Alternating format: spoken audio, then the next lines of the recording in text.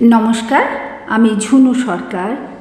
আমি আমার এই চ্যানেলে প্রতিবার নিজের লেখা গল্প বা ছোট উপন্যাস কিংবা কোনো প্রতিবেদন আমি নিজে পাঠ করে শোনাই। আজকে একটি প্রতিবেদন আমি শোনাব।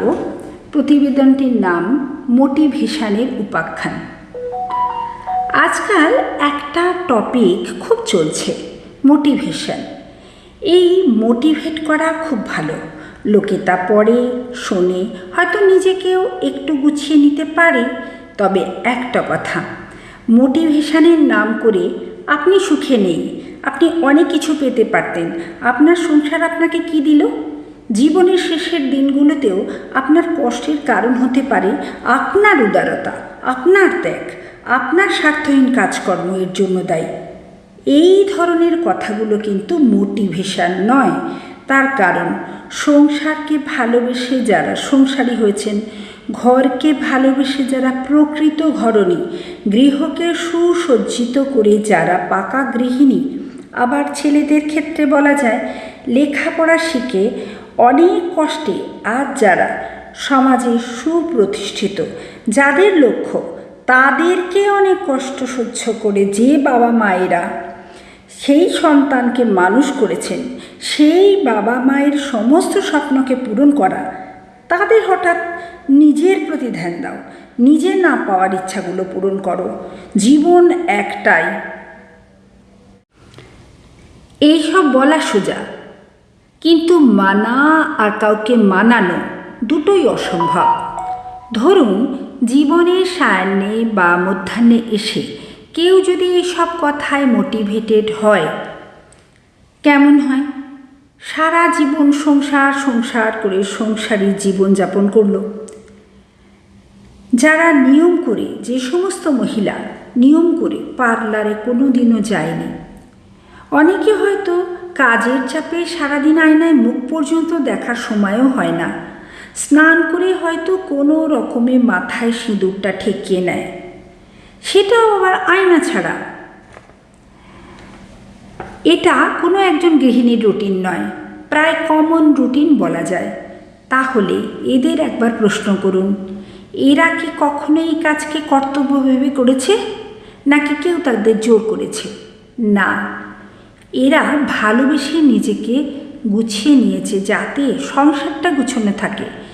জীবনের মধ্যাহ্নে বা সায়াহ্নে এদের কখনো মনে হতে পারে না কর্মমুখর সেই দিনগুলো ছিল ভুল, অথবা ওই পুরো সময়টা সংসারকে দেয়া তাদের অন্যায় ছিল। আসলে সংসার এমন একটা জায়গা যেখানে মেয়েদের একটা বড় অবদান অবশ্যই থাকে, আর সেটা পুরুষ বা অন্য কেউ মুখে স্বীকার না করলেও মন থেকে অবশ্যই বিশ্বাস করে। একদিন ঝাড়া মোছা না করলে ঘরদোরের কী অবস্থা হয়, সেখানে একদিন নিজেকে সাজিয়ে গুছিয়ে না রাখলেও কিন্তু চলে যায়, অসুবিধা হয় না। এগুলো সব আমাদের একটা একটা অনুভব। তাই বলি, অনেকে বলে যে সংসারে জাঁতাকলে পড়ে আমার কেরিয়ার নষ্ট হয়ে গেছে। যারা বলে তাদের উদ্দেশ্যে আমি বলি, সংসার আর কেরিয়ার একসাথে চালিয়ে নিয়ে যাবার যোগ্যতা হয়তো তার ছিল না। দায় থাকলে সকলেরই কম বেশি দায়িত্ব থাকবে, আর সেটা পালনও করতে হবে। জীবনে বাঁচতে গেলে সব জিনিসটা কিন্তু মাথায় রাখতে হবে। জীবন সায়াহ্নে এসে আবার জীবনের প্রথম দিকে রুটিন ফলো করা কি সম্ভব? ধরুন, আপনার কয়েকটা শখ অপূর্ণ রয়ে গেছে। সময় পেলে আর সুযোগ পেলে পূরণ করার চেষ্টা করুন। যদি না পারেন, ক্ষতি কী? যাদের ভীষণ বাইরে বেড়াবার শখ, জীবন সায়াহ্নে শরীর আর ঠিকঠাক সাড়া দিচ্ছে না, এক কাজ করুন, ওই সব জায়গার ভিডিওগুলো দেখুন। দুধের স্বাদ ঘোলে তো মিটল, কিন্তু আক্ষেপ করা নয়। আক্ষেপ করার মানে হলো নিজের করে ফেলা কাজকে অবিশ্বাস করা, নিজের প্রতি নিজের বিশ্বাসকে কিন্তু কোনো অবস্থায় টলতে দেবেন না। মনে মনে ভাববেন, যা করেছি, যেটা করেছি তা ভালো হোক বা মন্দ, সবটা করেছি নিজের চেতনায়। তখন সেটা করাই জরুরি ছিল। যদি কালের প্রভাবে তার মধ্যে কোনো ভুল ছিল প্রমাণিত হয়, তাকে ঠিক করা তো আর তখন সম্ভব নয়।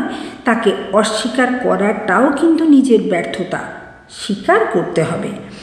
তাই বলে হতাশ হলে হবে না, আর রেমেডি খুঁজতে হবে।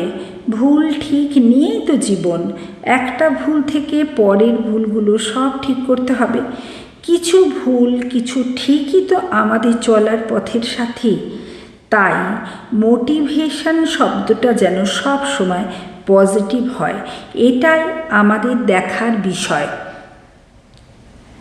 তবে একটা কথা বলবো, যখন সময় আর সুযোগ দুটোই একসাথে কপালে জুটে যাবে, তখন অবশ্যই তা ব্যবহার করতে হবে। হঠাৎ পাওয়ার আনন্দটাই আলাদা, তবে যেটাই করতে হবে সেটা তো মানসিকভাবে শান্তি পাওয়ার জন্য, লোককে দেখানোর জন্য বা নিজেকে পরের চোখে ঈর্ষান্বিত করে দেখানোর চেষ্টা যেন কখনো না হয়। কারণ অনেক সময় আমার নিজের সুখটা পরের চোখে যেন দুঃখ হয়ে ধরা পড়বে এমনটা না ভাবাই ভালো। কারণ আমার সুখ আমার অত্যন্ত ব্যক্তিগত, সেটা সকলের কাছে সুখ নাও হতে পারে বা সকলের চোখে সেইটা ভালো লাগতে নাও পারে। তাহলে সেই সুখটা অপরের সামনে প্রচার করে কোনো লাভ নেই। নিজে হৃদয়ঙ্গম করতে হবে, নিজের ভালোটাকে নিজে উপলব্ধি করতে হবে।